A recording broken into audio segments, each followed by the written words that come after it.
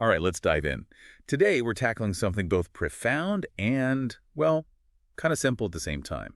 Returning to the way of nature. Ever heard of it? Oh, yeah, as a big one. We're using Alan Watts as our guide, specifically his book, Just So. Now, don't worry, I'm going to summarize the whole thing. That'd be a feat. Instead, we're zeroing in on how Watts unpacks this whole idea of getting back to a natural way of being. And let me tell you, this guy, he's a master in making the complex stuff both clear and entertaining. Absolutely. His writing, it's just full of wit and these unexpected examples. Makes you stop and think. Exactly. Throws a wrench in our usual way of thinking. Like right away, he compares getting nature's laws to, get this, knowing the name of God and magic. Powerful image, right?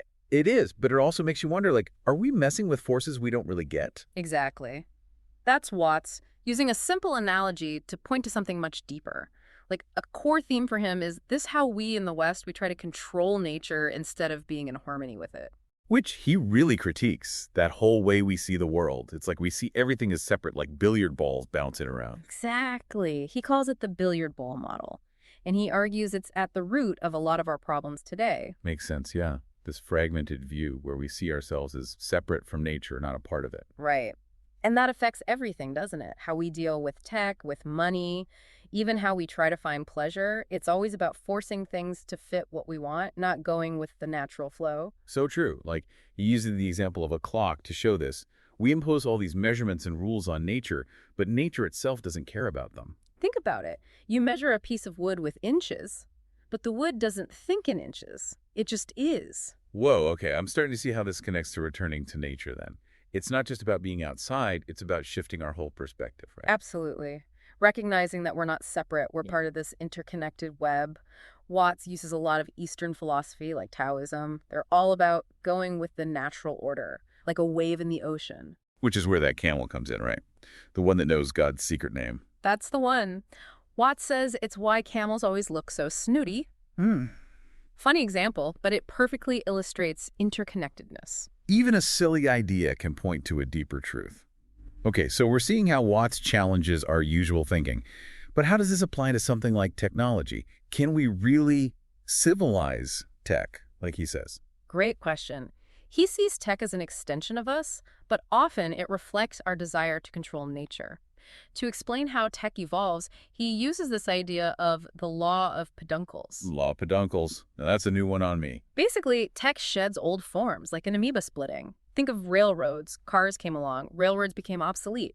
Tech isn't static, it's always changing, but we're not powerless. So it's about understanding tech as part of this natural flow and learning to guide it wisely. Exactly. Not rejecting it, but understanding it. Using it in a way that harmonizes with nature, not tries to dominate it. That makes a lot of sense. Yeah.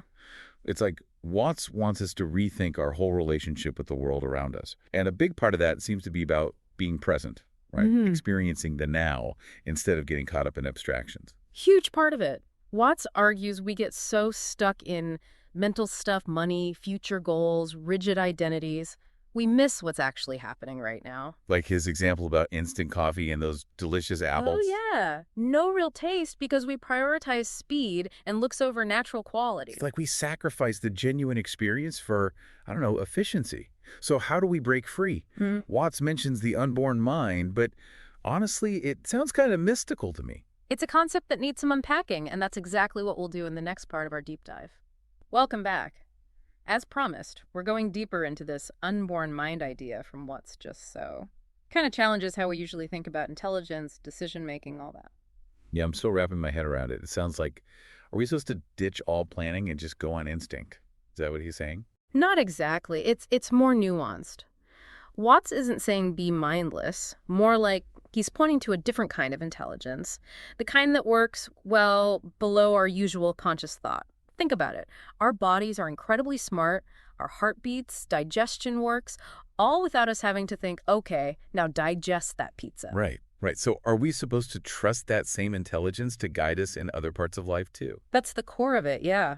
Watts says, in the West, we're so fixated on control, forcing outcomes, we actually cut ourselves off from this deeper wisdom. Okay, I get that. But how do you actually tap into this unborn mind? It's all a bit abstract. He uses this great analogy, following your feet. In Japan, there's this tradition of wandering without a set goal, trusting you'll find something worthwhile. Kind of like when you travel, you ditch the map and just explore a city.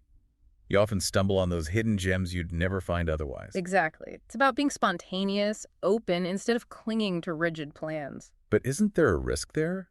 Like, what if you get lost or wander somewhere dangerous? There's always a balance for sure. Watts isn't saying be reckless, but he is asking, how much do we really control? What if letting go a little bit actually leads to a more fulfilling experience? He also talks about how this unborn mind shows up in those moments of crisis, right? When you have to act instantly. Right, like a comedian riffing a joke, they can't rely on pre-written stuff. Got to tap into something deeper or more spontaneous. Or, swerving to avoid an accident while driving, pure instinct and often the right move. Perfect example.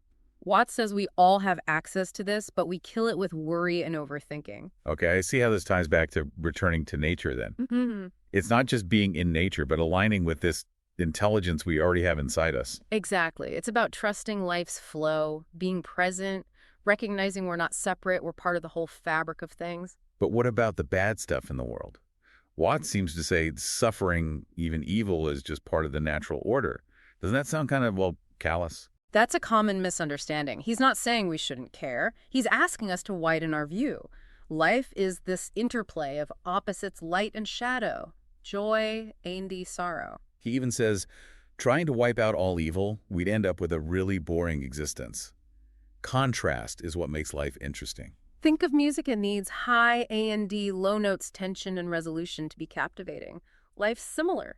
So it's not ignoring suffering, but understanding it's part of the bigger picture. Mm-hmm. But how does that actually change how we live?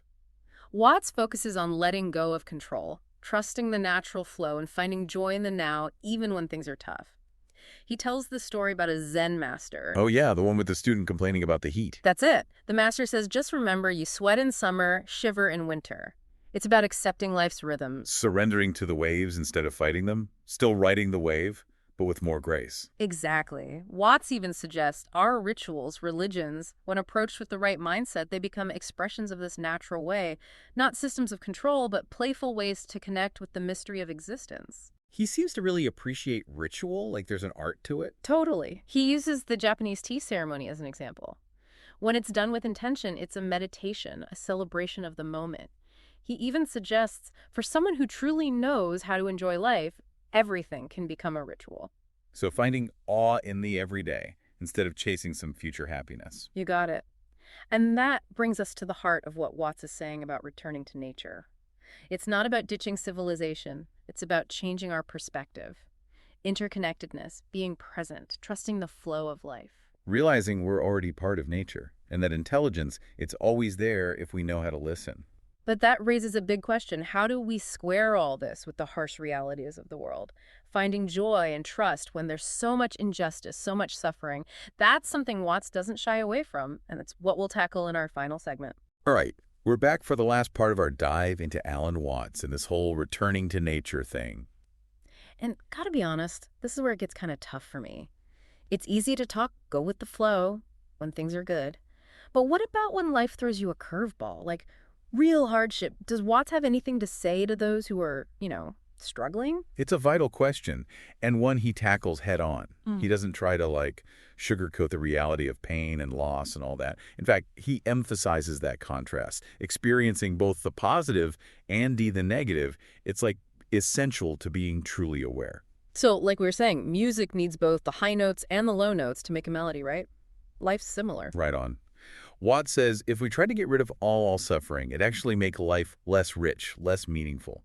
Imagine only having sunny days forever. Eventually, you'd stop appreciating the sunshine. But that doesn't mean just passively accepting injustice or suffering, right? Of course not. He's not advocating for apathy. But he is pushing us to shift our focus. Instead of fighting against the negative, try to understand his place in the bigger picture.